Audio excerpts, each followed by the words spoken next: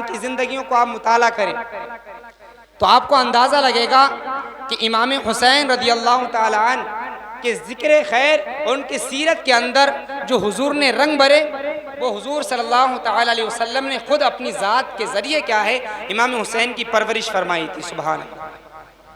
امام حسین اس قدر اعلیٰ منصب پر فائز ہوئے. آپ کا اخلاق دیکھیے, آپ کے اخلاق کے بارے میں مورخین لکھتے ہیں کہ امام حسین کا اخلاق گویا کہ حضور کے اخلاق کے جیسا تھا. سبحان اللہ. یعنی کوئی امام حسین کو جب دیکھ لیتا تو پھر اس کو حضور یاد آ جاتے تھے, سمجھ لیتا تھا کہ امام حسین جو ہیں وہ حضور کا پرتو ہیں. سبحان اللہ. جس طرح امام حسین رضی اللہ تعالیٰ عنہ چلتے, اور آپ کے بارے میں آتا ہے امام حسن امام حسین جو دو صاحبزادے تھے, دونوں حضور کے مشابہت تھے. سبحان اللہ. سبحان اللہ. ایک سر سے لے کے سینے ناف تک اور ایک ناف سے لے کے قدم تک کیا ہے وہ حضور کے مشابہت میں تھے. اور جب کسی حضور کے ظاہری دنیا سے وصال کرنے کے بعد جب صحابہ کو حضور کی زیارت کی کیا تڑپ ستایا کرتی تھی, تڑپ ہوتی تھی کہ کاش ہمیں حضور کی زیارت ہو جائے, تو لوگ امام حسن امام حسین کو ایک ساتھ کھڑا کرتے اور گویا کہ حضور کی زیارت کر لیتے تھے. سبحان اللہ. امام حسین رضی اللہ تعالیٰ عنہ, آپ نے اتنی بڑی قربانیاں دی. ہر انسان جانتا ہے, بارہا ہم سنتے ہیں کہ کیا اس دین کو انہوں نے ہم تک پہنچانے کے لیے کیا قربانیاں دی. لیکن سوچنے والی بات یہ ہے کہ ہر آنے والے سال جب محرم الحرام کا مہینہ ہوتا ہے تو دیگیں بھی بڑھ جاتی ہیں, حسینی لوگ بھی بڑھ جاتے ہیں, ان کے نام کی محافل بھی بڑھ جاتی ہیں.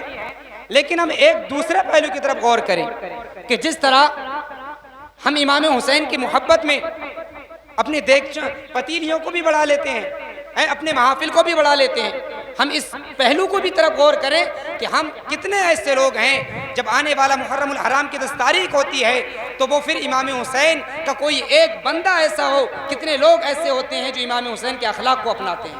بے شک. سبحان اللہ. بھی اصل چیز امام حسین کی یاد کا کیا مطلب ہے کہ امام حسین کے اخلاق جیسے ہیں ہم بھی اپنے اخلاق کو ان کے اخلاق جیسا بنائیں, ان کی سیرت کو اپنائیں.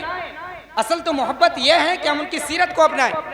لیکن ہم کیا سمجھتے ہیں, ہم نے امام حسین کے نام کا چندہ دے دیا, بس امام حسین کی محبت میں ڈوب گئے. حالانکہ یہ محبت کا دعویٰ کوئی اگر کرے تو یہ جھوٹا ہے.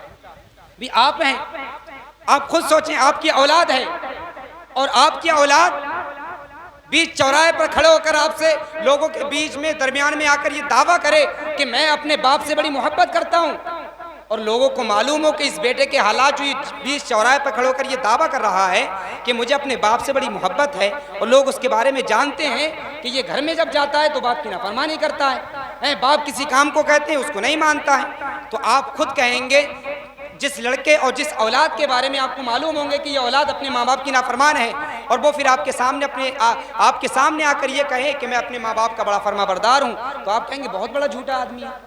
یہاں پر آ کر ہم سے کہتا ہے کہ محبت اور گھر میں جاتا ہے تو ماں باپ کی نافرمانی. بھئی یہی اس پہلو کو ہم دوسرے طرف سے دیکھیں, جو ہم جو دعویٰ کرتے ہیں امام حسین کی محبت کا, ہم دیکھیں تو صحیح کتنے ایسے لوگ ہیں جو امام حسین کی محبت میں ہاتھوں کو تو بلند کرتے ہیں, پیسہ تو خرچ کرتے ہیں, پتیلے تو وہ بنواتے ہیں, محافل تو وہ سجواتے ہیں, لیکن کتنے ایسے لوگ ہیں جو امام حسین کی محبت میں کوئی داڑھی چھوڑنے والا ہو, امام حسین کی محبت میں کوئی نمازی بننے والا ہو. کتنے ایسے لوگ ہیں جو امام حسین کی محبت میں قرآن کی تلاوت کرنے والا, کیا وہ اپنا روزانہ کا ایک معمول بنائے؟ جیسے پہلے تھے محافل ہم نے سجائی, رزلٹ کچھ نہیں آیا, بس ہاتھ پیر کھدائے, پھر سوچا ہم نے جلسہ بہت بڑا کر لیا.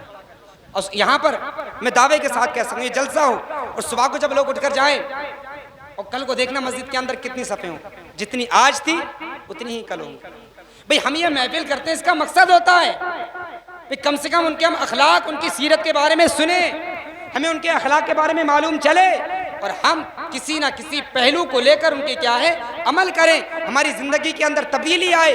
اگر ہم نے پروگرام کرایا اور ہم جیسے کل تھے ویسے ہی آنے والے کل میں ہوں تو پھر پروگرام کرانے کا کوئی مطلب ہی نہیں ہوا, اتنا پیسہ خرچ کیا کوئی مطلب ہی نہیں ہوا. عزیزان گرامی, امام حسین سے محبت کا دعویٰ ہے تو خدا را جس طرح وہ تو بھئی دیکھیں ان کے بارے میں حضور نے کیا فرمایا, اور آج ہم اپنے ان کو دیکھیں اور اپنے آپ کو دیکھیں. کیا فرمایا حضور نے کہ حسن اور حسین جو ہیں وہ جنت کے نوجوانوں کے سردار ہیں. سبحان اللہ. یہ فرما دیا تھا نہیں فرمایا تھا؟ بچپن میں فرما دیا تھا. ابھی بچپن کا عالم ہے اور حضور نے فرما دیا کہ حسن اور حسین وہ جنت کے نوجوانوں کے سردار ہیں. لیکن آپ پھر بھی دیکھیے عبادت میں کمی نہیں آئی، شریعت کی پابندی کرنے میں بالکل بھی آپ کا قدم ادھر سے ادھر نہ ہٹا، قرآن کی تلاوت نہیں چھوڑی، نمازیں نہیں چھوڑی. آپ دیکھیں اتنا سب کچھ ان کے لیے حضور نے جنت کا مژدہ دے دیا اور جنت کا سردار جن کو بنا دیا، لیکن عالم عبادت کا یہ ہے کہ کبھی ایک وقت کی نماز بھی ان کی قضا نہیں ہوئی ہے. سبحان اللہ. اور آج ہم دیکھیں محبت کا دعویٰ ہے لیکن ایک وقت کی نماز ہم ادا نہیں کر پاتے. نعرہ تکبیر، نعرہ رسالت، نعرہ غوث، ذکر شہید اعظم، مسلک اعلیٰ حضرت قاری مشاہد مصاف قبلہ، نعرہ تکبیر.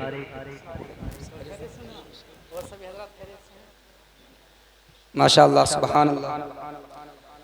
جیسا کہ آپ اپنی ماتوں کی نگاہوں سے دیکھ رہے ہیں جناب امام سابق جو یہاں کے ماشاء اللہ امام رہ چکے ہیں، قاری مشاہد رضا صاحب قبلہ تشریف لا چکے ہیں.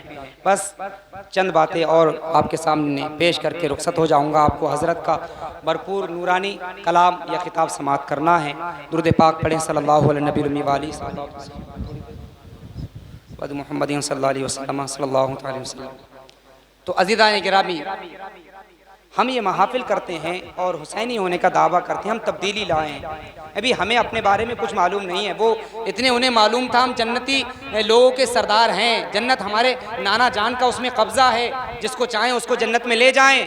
لیکن پھر بھی عبادت کے اندر کوتاہی نہیں آئی. ہم سوچیں ہمارے پاس تو کوئی سرٹیفکیٹ بھی نہیں ہے، ہمارے پاس تو کوئی ایسا کوئی ثبوت بھی نہیں ہے، ایسا کوئی ہمارے پاس وہ سند نہیں ہے کہ ہمیں جنت ملی جائے.